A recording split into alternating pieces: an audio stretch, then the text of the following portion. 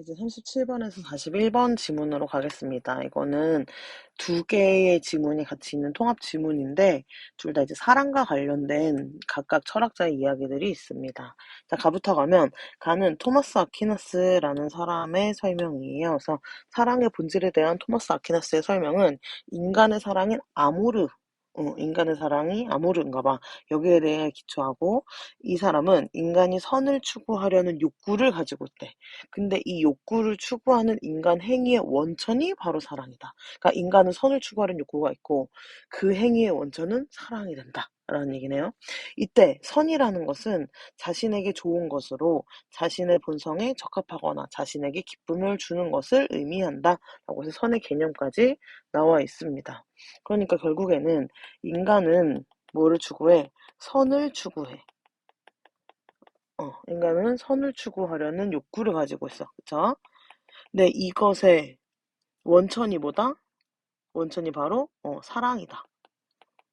이렇게 얘기했고, 선이라는 거는 나한테 좋은 것, 나한테 기쁨을 주는 것, 뭐 이렇게 얘기했어요. 그러니까 이 문단으로 가면, 근데 아퀴나스에 따르면 이 인간의 욕구, 선을 추구하는 그 욕구는 감각적 욕구와 지적 욕구로 구별이 된대요. 그러니까 선을 추구한다는 거는 공통인데 두 개의 차이점이 있다고 합니다. 아, 그러면 일단 인간에게는 선을 추구하는 욕구가 있고요. 두 가지로 크게 나누는데 뭐랑 뭐? 감각적, 지적 욕구. 이렇게 나뉜다고 되어 있어요. 동일한 점은 뭐야? 선을 추구한다는 게 동일한 거야. 자, 그럼 어떤 차이점이 있는지 첫째, 감각적 욕구에 의한 추구 행위는 대상에 의해 촉발되어 수동적으로 반응하는 거래. 감각적 욕구는요, 수동적으로 반응하는 거고, 반면 지적 욕구에 의한 추구 행위는 지성의 능동적인 활동과 주체의 선택에 의해 일어나는 보다 적극적인 것. 그다음 둘째 감각적 욕구는 감각적 인식 능력에 의해 선으로 인식된 것을 추구한대.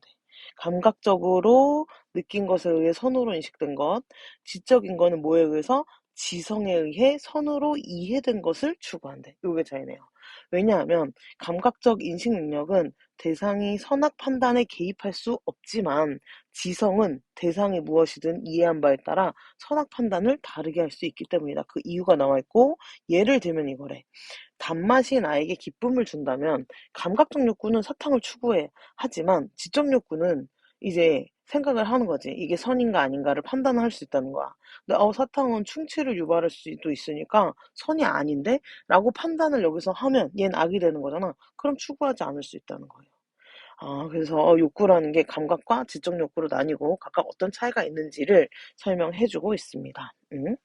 그다음 3문단으로 가면 아퀴나스는 감각적 욕구와 지적 욕구가 있는 곳에 항상 뭐가 있다? 사랑이 있다.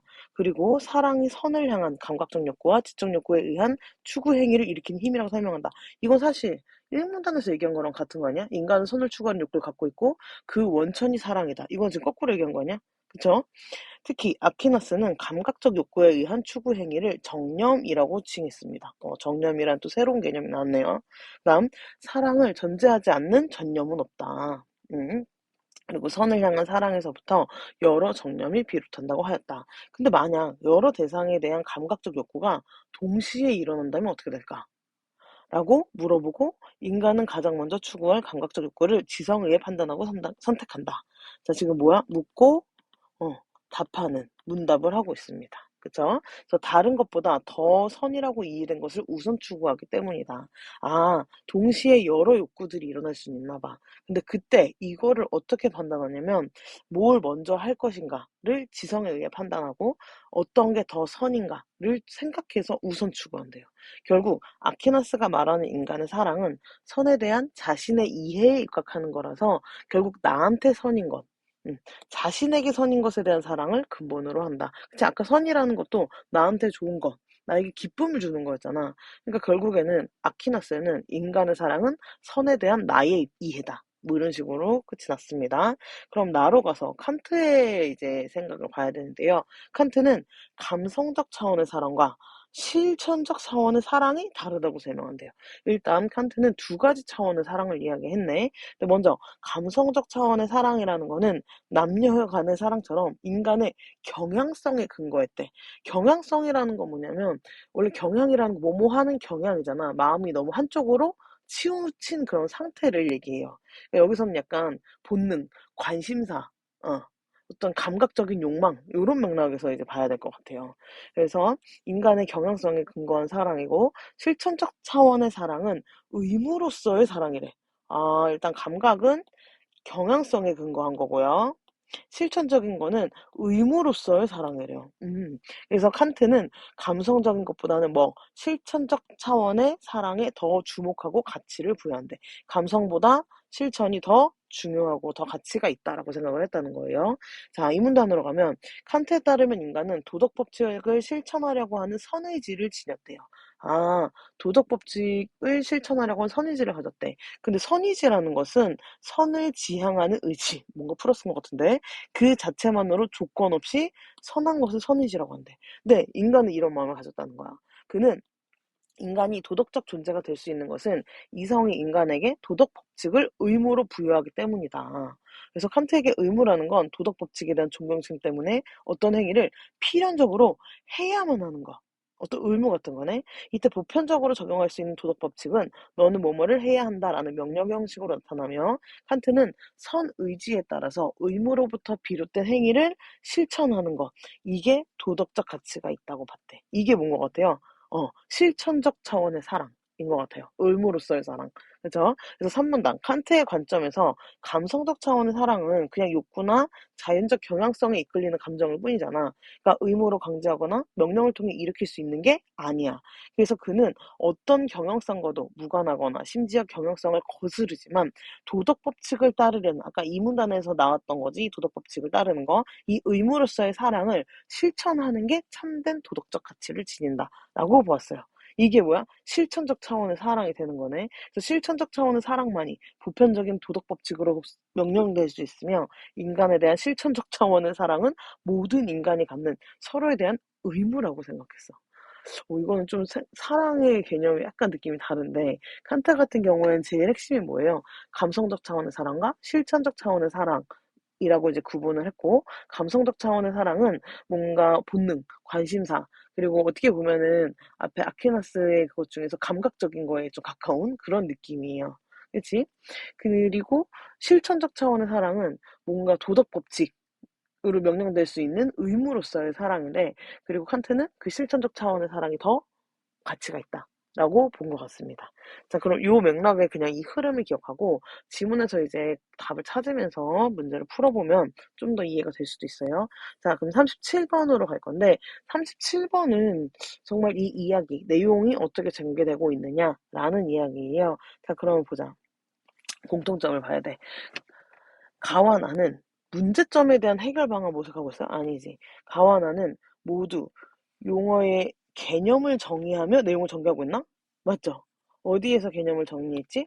먼저 가 같은 경우는 아까 선이란 이렇게 기쁨을 주는 것을 뜻한다 이렇게 얘기했었잖아요. 그래서 이 부분에서 37번에 2번 개념 정리한 거 확인 가능하고 그리고 얘도 비슷한 거 그랬어. 어디서 지 선의지란 이러이러한 것이다 라고 얘기했으니까 37번에 2번. 2번이 맞죠. 그 다음 3번으로 갈게요. 가와 나는 모두 두 가지 이론의 장단점 비교한 거 아니고 가와 나는 모두 두 가지 관점을 얘기해서 그걸 절충해서 하나의 결론을 내는 것도 아니고 가와 나는 모두 특정 학자의 견해가 지닌 논리적 오류 얘기하지 않았습니다. 정답은 2번. 그렇게 어렵지 않았고 38번으로 갈게요. 기억에 대한 설명으로 적절하지 않은 것은 있어. 기억이 뭐예요? 욕구네, 욕구. 욕구랑 적절하지 않은 거. 1번. 선을 추구한다. 맞나요? 응. 38번은 1번. 선 추구하는 거 맞아. 그치? 이 문단에 보면 나오잖아. 뭐라고 나왔어? 인간의 욕구는 강박적 욕구와 지적 욕구로 구별되는데 이거 뭐야? 선을 추구한다는 점에서 동일하다고 했으니까 인간의 욕구는 선을 추구한다. 38번에 1번 있고요. 그 다음 2번. 인간이 지니고 있는 것이다. 이거 어디 있었어? 1문단에서 많이 났지. 인간은 선을 추구하려는 욕구를 지닌 존재. 인간은 욕구를 가지고 있다. 이거는 가장 기본적인 거고요. 그 다음 3번. 감각적 욕구와 지적 욕구로 구별된다. 아까 했지. 인간의 욕구는 구별되는데 여기 부분이네요. 38번에 3번도 있고 4번. 감각적 욕구들은 동시에 일어날 수 없다? 아니지. 아까 뭐가 있었어? 만약에 여러 대상에 대한 감각적 욕구들이 동시에 일어난다면 하면서 3문단에 나왔어 여기. 일어난다면 어떻게 될까? 이거를 물어봤다는 건 뭐야? 이게 가능하다라는 얘기잖아요.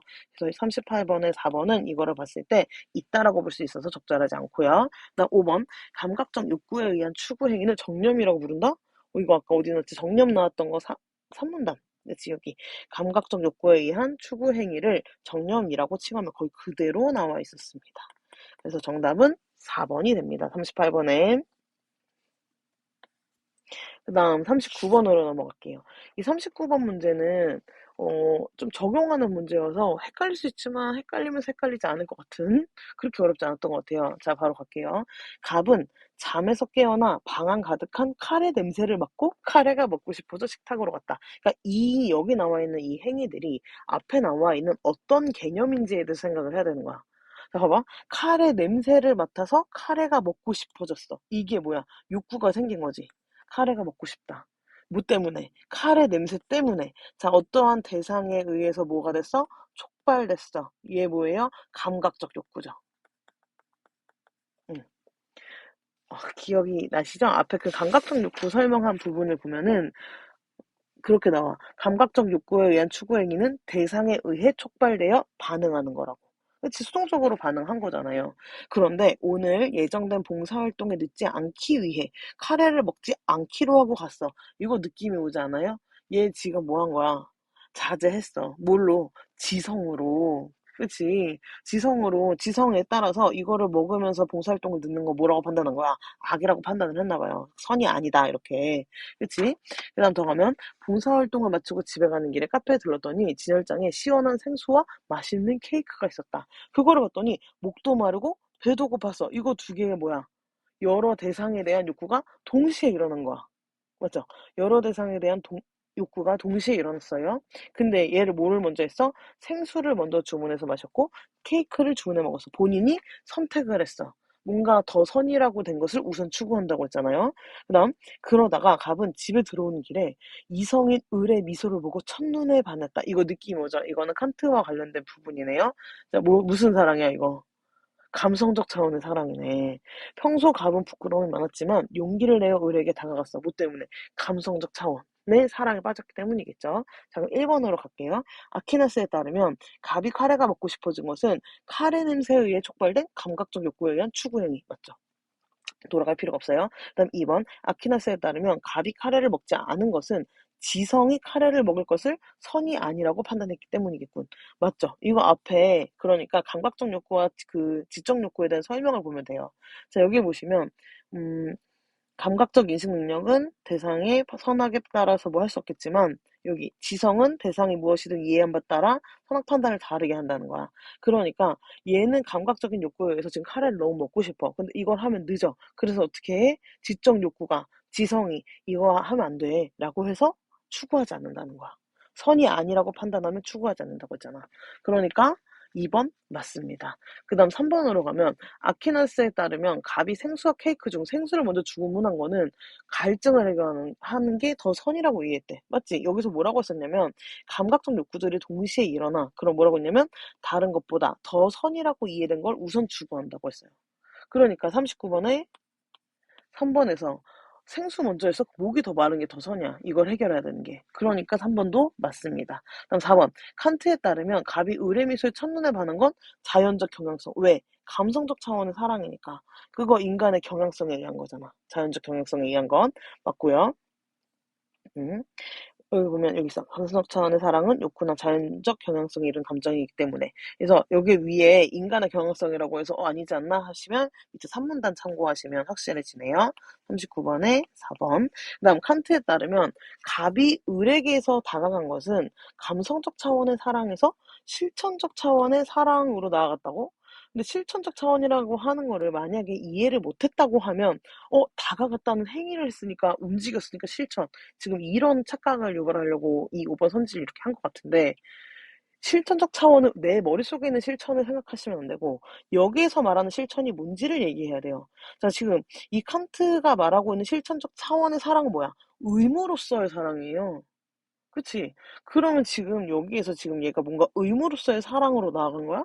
전혀 아니잖아요. 그러니까 내가 일반적으로 원래 알고 있던 실천하다의 맥락에서 사랑하니까 움직였어. 이렇게 생각하면 안 된다고. 지문에 있는 거를 개념으로 해서 말하는 그 뜻을 확실하게 알고 문제를 푸셔야 됩니다. 정답은 5번이 됩니다. 어쨌든 이 행위 자체도 그냥 감성적 차원에서 이끌린 그런 행동이지 의무에서 비롯되었다고 볼 수는 없어요. 그럼 40번으로 갑니다. 가와 나에 대한 이해로 적절하지 않은 것은 했어요. 이거 다 거의 내용 확인하는 그런 문제들입니다. 자, 그러면 이거 내용 확인하면서 갈게요. 1번. 가의 아키나스는 인간이 선악을 판단할 수 있다고 보았다. 맞아요. 아까 했는데 어디서? 음, 여기 있었지. 여기 지성이라는 거 인간이 갖고 있잖아.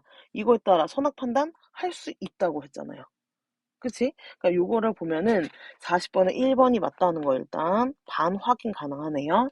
그럼 나는 칸트는 인간에게 그 자체로 선의지가 내재되어 있다라고 본 거 어디 있었죠? 이 문단에 보면 어디 있어? 인간은 도덕 법칙을 실천하려는 선의지를 지닌 존재다라고 했으니까 요거까지 하면 40번에 1번 둘 다 맞아서 1번은 맞고 그다음 2번 가의 아퀴나스는 모든 정념이 사랑을 전제한다고 보았다. 아, 이것도 어디 있었어요? 3문단 끝에 사랑을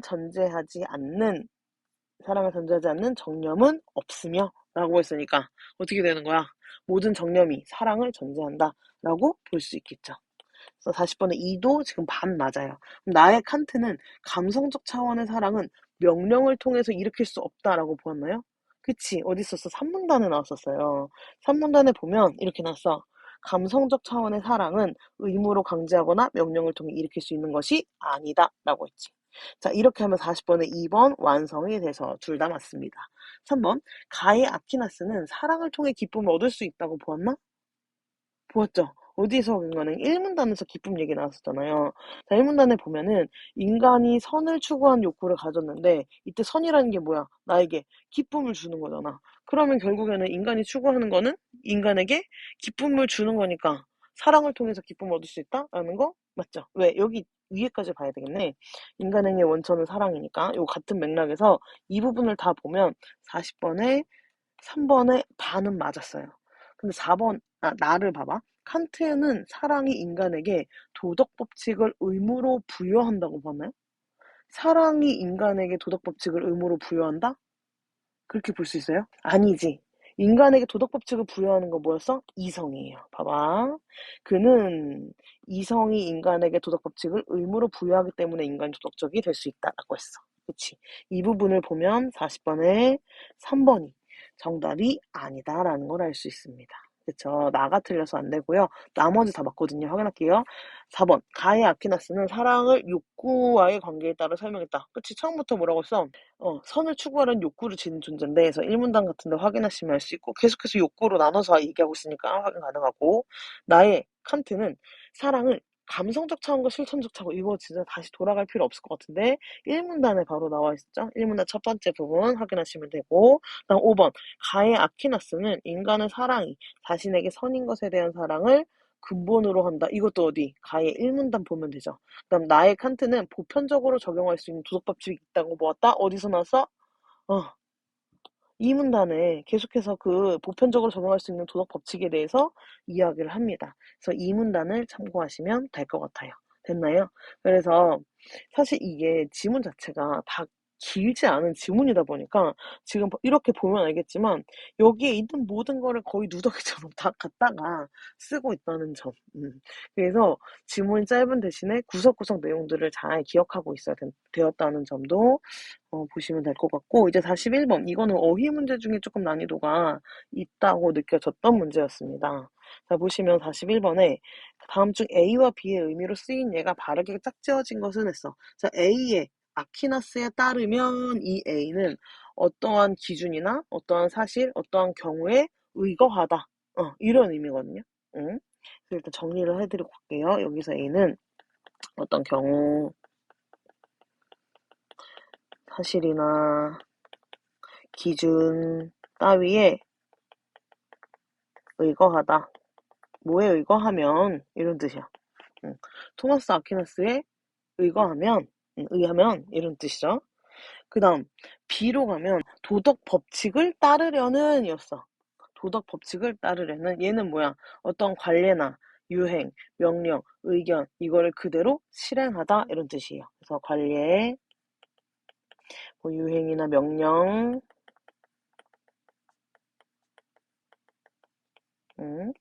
의견 따위를 그대로 실행하다. 그러면 이제 여기도 이 끝에 있는 거를 한번 넣어보면서 가보면 될 것 같아요. 그래서 1번부터 갈게요. 경찰이 범인의 뒤를 의거하다. 이상하지. 이거는 뭐야? 이 따랐다는 거는 뭔가 앞에 사람이나 뭐 동물 뒤에서 앞에 있는 사람이 가는 대로 같이 가다 이런 의미죠. 그다음 B. 춤으로는 그를 따를 자가 없다. 일단 얘는 틀렸고 춤으로는 그를 따를 자가 없다 할 때 따르는 건 뭐야? 같은 수준에 이르다 이런 의미잖아요. 그래서 얘도 아니고요. 그다음 2번 A. 그는 법에 의거하여 일을 처리했다. 괜찮은 것 같은데? 그치? 우리는 의회의 결정을 실행하겠다. 그대로. 어때요? 괜찮은 것 같죠? 그 다음, 개발에 따른, 개발에 의거한 공해 문제가 심각하다? 아니지. 여기에서 따르다는 어떤 일이 다른 일과 함께 일어나다. 어, 개발과 함께 일어나는 공해 문제가 심각하다. 이런 의미잖아요. 그래서 틀리고, 우리 집 개는 아버지를 유난히 따른다. 이거 뭐야? 존경하면서 좋아한다. 가까이 따르다. 이런 의미죠. 틀리고, 아무도 그의 솜씨를 따를 수 없었다. 이때 솜씨 따르는 거 뭐야? 춤 따라가는 거랑 같은 의미네요. 그 다음에 그는 유행을 따라서 유행을 그대로 실행해서 괜찮은데? 그 다음 사용 목적에 따라서 사용 목적에 의거하여 분류했다? 괜찮은데? 나는 강을 따라 이때 강을 실행하여 이거 안 되잖아. 강을 그대로 실행하여 아니 강을 따라 천천히 내려갔다는 거는 일정한 선 이런 거를 그대로 밟아서 움직였다. 이런 의미가 돼서 얘는 틀립니다. 얘도 틀렸고 둘 다 맞는 건 2번밖에 없네요. 됐나요? 그래서 여기까지 해서 41번까지 끝냈습니다. 자, 이제 2021년도 9월 모의고사의 비문학 지문으로 가보도록 하겠습니다. 그래서 먼저 여기 있는 거는 이제 제도, 법과 관련된 그런 지문인데 일단 좀 길어요. 우리의 그 저작권법 생각나게 하는 지문이 있긴 해요. 근데 이해를 하고 나면 그래도 좀 괜찮은? 그러니까 천천히 한번 이해하면서 보도록 할게요. 자, 먼저 의사능력이라는 게 있나 봐. 처음부터 바로 의사능력의 개념을 얘기해주고 있네요. 그래서 의사능력이란 자기의 행위의 의미나 결과를 합리적으로 예견할 수 있는 정신적인 능력 내지 지능이래. 내가 뭔가를 행위를 할 때 이게 앞으로 이렇게 될 거야 라는 거를 알고 있는 지능. 응. 사람이 자신의 법률 행위에 의해서 권리를 취득하거나 의무를 부담할 수 있으려면 의사 능력이 있어야 된대. 의사 능력을 얘기한 이유는 뭐냐면 법률 행위에 의해서 권리를 취득해 의무를 부담해 이런 거를 하려면 의사 능력을 가져야 한대요. 그래서 의사 능력이 없는 의사 무능력자, 의사 능력이 없는 사람을 의사 무능력자라고 하는데 이 사람의 법률 행위는 효력이 없는 것으로 본대요. 응. 됐나요? 여기까지. 의사 능력을 얘기했어. 의사 능력이 없는 사람이 하는 행위는 인정해주지 않는 거구나. 하지만 의사 무능력자가 자기에게 불리한 법률 행위를 무효화하려면 법률 행위 당시에 나한테 의사 능력이 없었다는 걸 증명해야 되는데 이게 쉽지 않대. 나 그때 이렇게 할 수 있는 능력이 없었어요. 라고 하는 게 입증을 해야 되는 거야. 네가 진짜 없었어? 이렇게.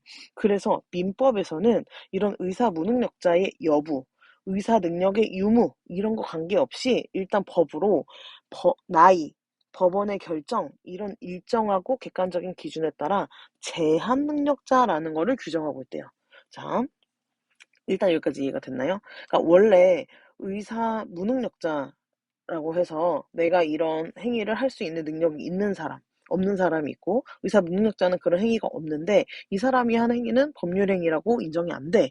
근데 그걸 인정을 안 받고 무효가 되려면 내가 정말 나 그 정도의 해석 능력이 없었어요. 저 의사 능력이 없었어요. 라는 걸 내가 스스로 입증해야 돼. 근데 그거 너무 어려워. 그래서 민법에서는 의사 무능력자 여부, 의사 능력이 있었다 없었다 상관없어. 그냥 일단 법으로 나이, 법원의 결정 이런 걸로 해서 제한능력자라는 하나의 용어로 규정하는 부분이 있다는 거예요. 그래서 구체적으로 만 19세 미만의 미성년자, 아까 나이 있었잖아요. 그거에 따라서 이런 경우 혹은 가정법원으로부터 심판을 받은 미성년 후견인, 피한정 후견인 등 이런 사람들이 제한능력자에 해당이 된대요. 그러니까 나이나 법원의 결정이라고 했는데 그게 바로 피성년 후견인, 피한정 후견인이야. 이 두 개의 뜻은 그 11쪽에 보면 지문의 마지막 부분에 있어요. 피성년 후견인이라는 건 정신적 제약으로 사물을 처리한 능력이 지속적으로 쭉 없는 거. 피한정 후견인은 정신적 제약 때문에 사물을 처리할 능력이 부족했던 거. 그러니까 어쨌든 뭔가 이 사람들은 어떤 식으로든 법원에서 결정을 해서 제한 능력자로 규정되는 사람들이 있다는 거야. 근데 이 사람들은 독자적으로 완전하고 유효한 법률 행위를 할 수 있는 행위 능력자랑 구분이 돼서 자신의 의사 무능력을 증명할 필요가 없대. 아하, 왜 만들었는지 알겠지. 아까 의사 무능력자들은 내가 의사 무능력해 라는 거를 증명해야 되는데 이미 민법에서 규정되어 있는 제한 능력자에 해당되면 이런 사람들은 이거를 증명할 필요가 없다는 거예요. 이 사람들은 증명할 필요가 없다. 그래서 제한 능력자는 단독으로 재산상의 법률 행위를 한 경우 10년 내에 취소권을 행사할 수 있대요. 재산상의 법률 행위를 하면 취소권 행사가 가능하고 이거를 제한 능력자 제도라고 한대요. 이때 제한 능력자의 법률 행위 취소 여부는 제한 능력자 측이라고 하는 게 있는데 그거는 제한 능력자 본인이나 그의 법정 대리인입니다. 그래서 이런 사람들을 제한 능력자 측이라고 하는 거구나. 이 사람들의 의사에 따라서만 결정이 된다. 그래서 제한 능력자 측에서 취소권을 행사할 경우 법률 행위는 처음부터 무효인 것으로 보지만 행위를 취소하지 않으면 그 법률 행위에 대해서는 그대로 효력이 유지된다. 언제까지? 10년 안에. 너무 길잖아요? 자, 더 갈게요. 그러면 이 사람들이 제한 능력자인지는 어떻게 아느냐? 산문단에 나옵니다. 미성년자는 주민등록증과 가족관계 등록부를 통해 피성년 후견인과 피한정 후견인은 후견 등기부를 통해 확인할 수 있다. 이걸 통해서 뭐 할 수 있대? 제한 능력자인지 아닌지 파악이 가능하대요. 하지만 제한 능력자의 계약 상대방이 이를 항상 확인하진 않는데 그래서 계약을 한 후에 내가 계약한 사람이 제한 능력자인가? 이거를 너무 늦게 알게 되는 경우가 있다는 거야. 그런데 아까 말한 것처럼 제한 능력자 측은 내가 법률 행위를 했는데 그거에 대해서 10년 내에 취소할 수 있는 취소권을 가져. 그래서 제한 능력자의 계약 상대방은 뭐 할 수 있어? 당연히 불이익을 당할 수도 있어. 그러니까 예를 들면은 제가 뭔가를 파는 사람이에요. 그래서 제한 능력자 나이가 어린데 모르고 판 거야. 비싼 거를 팔았어. 근데 걔가 10년 내에 언제든지 그거를 저 제한 능력자였어요 하고 환불해 주세요 이렇게 가능하다는 얘기예요. 그러면 나한테 너무 불리하잖아요. 그래서 이에 민법은 그치 제한 능력자를 보호하면서 불이익을 당하게 되는 상대방을 위해서도 그래서 제한 능력자를 보호함으로써 불이익을 당하는 상대방을 위해서도 상대방의 확답 촉구권, 상대방의 철회권, 거절권, 제한 능력자의 속임수 이런 제도를 운영하고 있다. 그치 제한 능력자를 위한 것도 하고 있지만 상대방을 위한 것도 있다. 먼저 상대방의 확답 촉구권은 제한 능력자의 계약 상대방이 1개월 이상의 기간을 정해 계약 취소 여부에 대한 확답을 요구할 수 있는 권리래요. 그러니까 내가 1개월 이상 기간을 주고 너 이거 산 거 정말로 확정할 거지? 취소 안 할 거지?를 이제 답을 받으라는 거야. 이때 확답 촉구는 제한 능력자에겐 할 수 없대요. 제한 능력자의 법적 대리인이나 제한 능력자가 행위 능력자가 된 경우에만 요구할 수 있대. 아까 제한 능력자 측이라고 해서 기억나시죠? 제한 능력자 본인이나 그의 법정 대리인이 있었는데 얘는 제한 능력자 측이 아니라 누구만 가능한 거야? 제한 능력자는 안 되고 제한 능력자 하려면 어떻게 해야 돼? 그 사람이 이미 행위 능력자가 돼야 돼. 나이가 뭐 성인이 됐다거나 그치? 이런 식으로 됐으면 가능한데 그렇지 않은 경우는 할 수가 없고 또 법정 대리인이나 법정 대리인 한테 할 수 있대요. 그쵸? 그래서 특별한 절차가 필요한 행위를 제외하고 확답 촉구를 받은 사람은 상대방이 설정한 유효기간 내에 취소 여부에 대한 확답을 해야 한대. 그러니까 너가 샀는데 내가 나중에 너네 보호자한테 법정 대리인한테 이거 얘가 산 거 취소 안 할 거죠? 라는 거를 물어보고 확답을 받아야 된다는 거야. 그래서 거기에서 취소할 거면 그 기간 안에 취소할 거라고 확답을 해줘야 되고 그 기간 안에 확답을 안 하면 제한 능력자와 계약한 법률 행위는 취소할 수 없는 것으로 확정이 된대요. 그치, 이 정도는 해줘야지. 그다음 오문단으로 가면 다음 상대방의 철회권, 거절권에 대해서 이제 얘기를 합니다. 얘는 상대방의 확답 촉구권이었고요. 그래서 제한 능력자의 계약 상대방이 법률 행위의 효력 발생을 원하지 않는 경우 제한 능력자 측에게 행사한대. 상대방의 철회권은 제한 능력자의 계약 상대방이 계약 당시에 나 몰랐다. 그래서 계약을 철회하겠다라고 권리를 이제 요구할 수 있대. 철회할 거야라고 요구하는 거. 그다음 상대방의 거절권은 제한 능력자의 계약 상대방이 계약 당시 제한 능력자와 계약한 사실을 인지했는지는 상관없대. 제한 능력자가 단독 행위를 한 거야. 그런 경우 상대방이 거절할 수 있는 권리래요. 다만 위의 철회권 거절권은 제한 능력자 측에서 해당 법률 행위에 대해 취소권을 행사하지 않겠다라는 의사를 표시하기 전까지만 권리가 인정된다고 합니다. 조금 애매한 것 같은데, 그치? 얘는 용문단으로 갈게요. 제한 능력자의 속임수라는 것도 있대요. 그치? 아까 있었던 제도죠. 이거는 제한 능력자가 속임수를 써서 자신을 행위 능력자로 믿게 한 경우나 미성년자나 피한정 후견인이 속임수를 써서 법정 대리인의 동의가 있는 것으로 믿게 한 경우 뭐한대? 취소권을 박탈. 그치, 이 정도 해줘야지.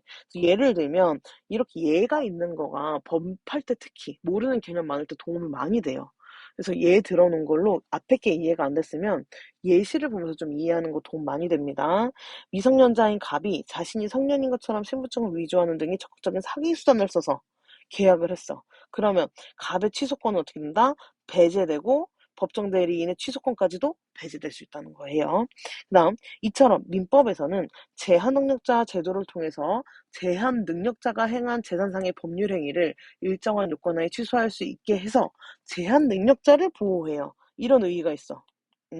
또한 제한 능력자의 법률 행위로 인해 불이익을 당할 수 있는 상대방을 보호하는 제도도 규정을 해서 제한 능력자의 계약 상대방이 입을 수 있는 손해까지 최소화하는 그런 법안까지도 같이 가지고 있다라는 얘기입니다. 그래서 지금 일단 이 내용은 크게 머릿속에 약간 구조를 그리면서 가셔야 돼요. 제한 능력자라는 그 제도가 있고 그로 인해서 손해를 입을 수 있는 상대방을 위한 제도들이 있구나라는 거 기억하시면서 가시면 됩니다. 문제를 풀면서 한번 같이 보도록 할게요. 16번부터 갈게요. 자, 윗글에 대한 설명으로 가장 적절한 것은 1번. 특정 제도가 발전한 과정 없죠. 전망도 없고. 그다음 특정 제도의 필요성을 제시하고 제도의 특징을 설명하고 있다? 필요성? 그치, 이거 왜 필요해? 처음 부분에, 그러니까 이 제도에 대해 설명하기 전부터 계속 나와 있긴 해. 예를 들면, 제한 능력자라는 거 왜 있는 거죠? 어, 이 사람이 불리한 법률 행위를 하는데 무효하고 싶어. 그런데 나한테 의사 능력이 없다는 거를 증명해야 돼. 근데 그게 너무 힘들어. 그래서 이런 거를 규정해 준 거다라는 얘기가 나왔었잖아요. 그치? 그 다음에 이 제한 능력자라는 게 어떤 의미인지 취소권과 관련된 얘기를 해줬고요. 그 다음 제한 능력자를 보호하면서 불이익을 당할 수 있어. 이 사람들을 위해서 이런 제도를 만들었어. 그 제도는 뭐냐면 이러이런 거야 라고 설명을 하고 있죠. 그럼 16번에 필요성 제시한 것도 맞고 제도의 특징 설명한 것도 맞고 정답은 2번이 됩니다.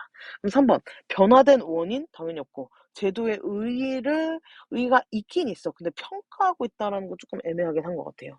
그래서 이건 세모로 둘게요. 일단 4번에 특정 제도를 바라보는 그러니까 하나의 제도에 대한 두 가지 입장이 나온 게 아니니까 틀리고 절충안도 모색 안 했고요.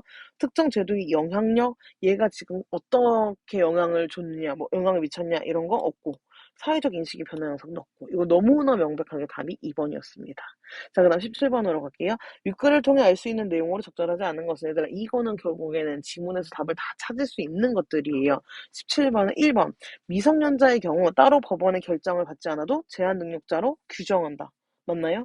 네, 맞죠. 어디 나와 있어요? 아까 따로 그런 거 하지 않아도 어디 민법에서 의사 무능력자 여부와 상관없이 나이나 법원의 결정이라는 일정하고 이거에 따라 뭘 규정해? 제한 능력자 규정했는데 만 19세 미만의 미성년자 여기 포함됐잖아요. 그래서 17번에 1번 맞고요. 그 다음에 2번 의사 능력이 있는 제한 능력자의 경우 재산상의 법률 행위를 법에 의해 보호받을 수 없다? 아까 여기 보면은 의사 능력이 있는 제한 능력자래. 제한 능력자는 뭐라고 했어? 의사 능력의 유무와 관계없이 라고 했으니까 17번에 2번이 틀렸네요. 보호받을 수 있습니다. 제한 능력자가 됐을 경우에는 의사 능력과 상관이 없어요. 그다음 3번 가족관계 등록부나 후견 등기부를 통해 이거 확인 가능하다는 거 어디서 나왔었지? 3분단 처음에 나왔었습니다. 여기. 응, 맞죠? 그래서 17번에 3번도 맞고 4번 제한 능력자는 일정 기간 내에 취소권을 행사하여 이거 나왔었는데 어딨지? 이 위에 있었네요. 여기 제한 능력자는 여기 10년 이내에 취소권을 행사할 수 있다라는 거 나와 있습니다. 17번에 4번. 그다음 5번. 법원에서 제한능력자로 규정한 자는 재산상의 법률 행위를 취소할 때마다 자신의 의사 무능력을 증명할 필요가 있다 없다? 없다라는 거 어디 있어요? 여기 나와 있습니다. 제한능력자는 할 필요 없습니다. 17번에 5번. 네, 됐죠.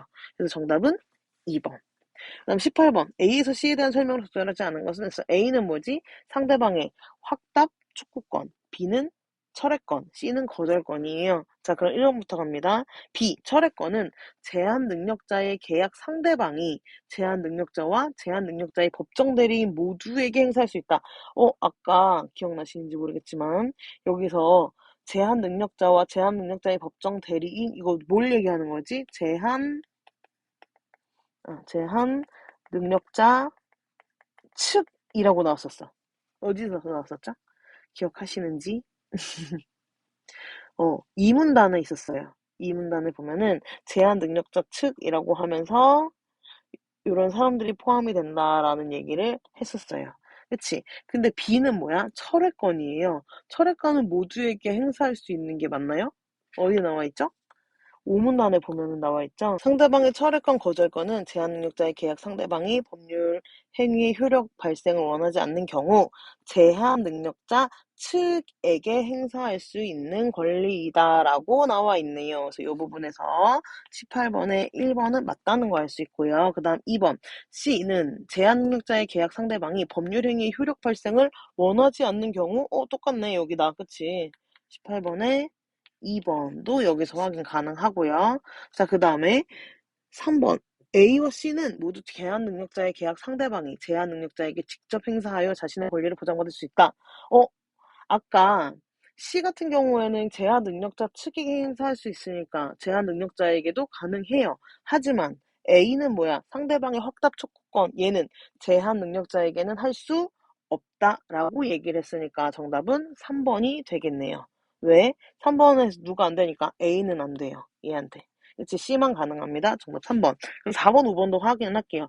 4번. B와 C는 모두 제한 능력자 측이 취소권을 행사하지 않겠다는 의사를 표시하기 전까지만 행사할 수 있다. 라고 어디 나왔었죠? 여기.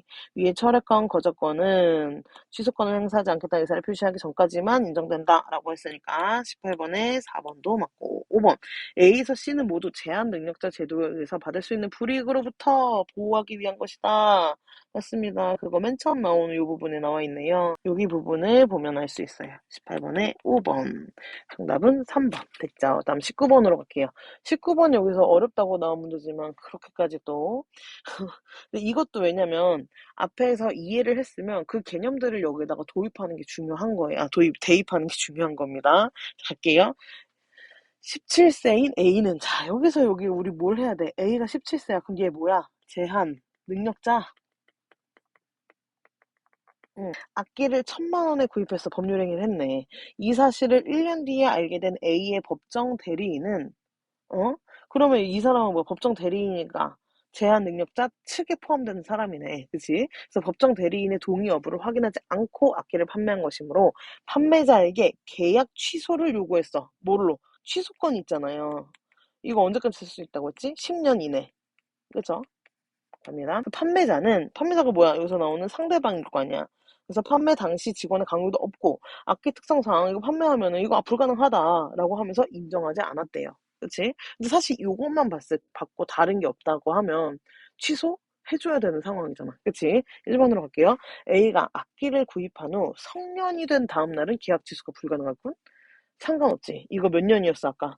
10년 이내였어. 성년은 지금 17세인데 몇 년 안 되잖아요. 그치? 응? 계약 취소 가능합니다. 불가능하지 않고요. 가능합니다. 그 다음에 2번. A는 법정 대리인의 동의를 얻어야 악기 매매 계약을 취소할 수 있는 권리가 생기고, 아니, 취소권은 상관없이 생겼어요. 그치? 그 다음에 동의와 상관없습니다. A의 법정 대리인이 A 악기 구매 사실 1년 뒤에 알았기 때문에 취소될 수 없겠군? 1년 뒤에 알아도 취소될 수 있어요. 상관없어요. 이건 어떤 조건으로 없었으니까. 그 다음 A가 법정 대리인의 동의서를 위조하여 판매자를 믿게 하고 계약을 했다면 이거 뭐지? 제한 능력자의 속임수. 제한 능력자가 속임수를 하면 어떻게 된다고 했지? 취소권을 박탈당한다고 했었어요. 어디 여기 있다. 제한 능력자의 속임수는 취소권을 박탈한다 라고 얘기했어. 그치? 그리고 갑의 취소권만이 아니라 법정 대리인의 취소권까지 다 배제된다 라고 얘기를 했어요. 그러면 이거 했으면 이 계약 취소될 수 없지. 왜? 계약 유지돼야지. 취소권이 없으니까. 맞나요? 정답 4번. 그 다음에 판매자가 계약 취소를 인정하지 않았기 때문에 A의 법정 대리인이 취소를 행사한다고 해서 행사한다고 하더라도 계약을 취소할 수 없게끔 그거랑 상관없이 취소할 수 있어요. 취소권을 하면. 그치? 정답은 4번. 됐나요? 자, 여기까지 해서 하나의 지문이 또 끝났습니다.